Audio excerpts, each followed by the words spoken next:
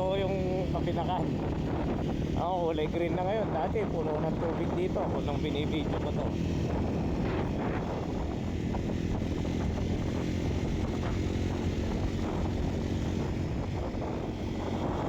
Ayan, nagbahan sila ng palay.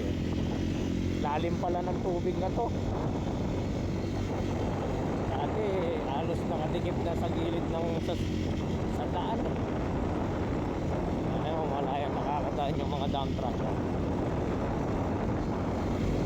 Dito puro tubig yung kabilaan na yan eh.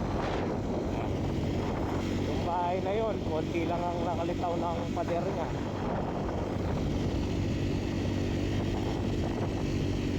Ang Tama Swamp.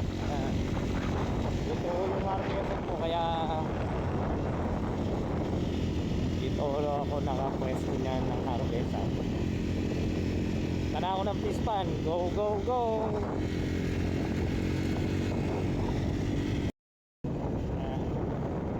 Pilaran ng palay dito sa kabila.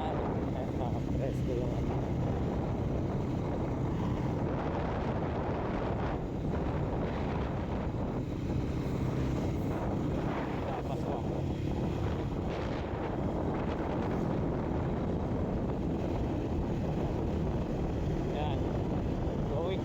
na. Go, go, go.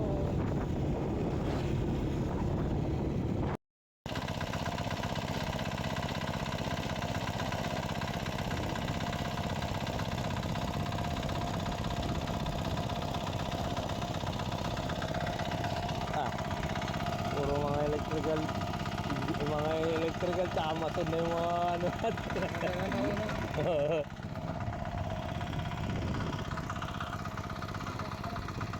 Mga skill dulat kasi to eh. Pumasok kasing tagahuli ng isda eh.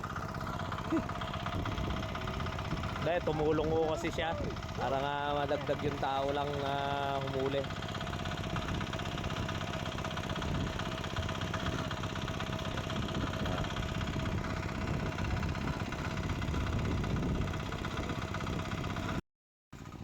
Yapin na. Hindi yung mga tao, hindi yung...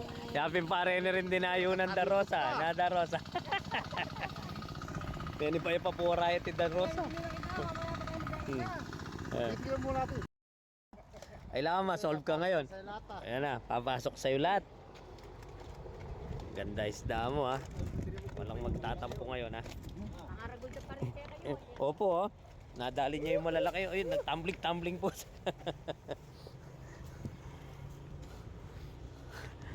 Yan, solve ka ngayon.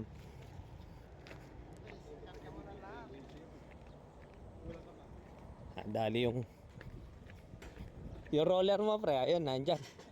Oh, dito kasi sila sa labas eh. Wag niyong aapawan yung tubig, baka mabasa po yung mga palay nila ha. Puto, lumapo yung kayo po, mabasa yung pali. Ayan o. Mapagalitan tayo, nagbilad sila kasi dito. Yeah. Baka umapaw. Tilapia ni Kuya Bot, kitang kita oh. Alam mo malakas dahil nakababa lahat sila no. Yeah, galing. Kaargahan ko si Darosa kahit anong mangyari. Ayan. Ayos na po ka mo lang. Go, go, go.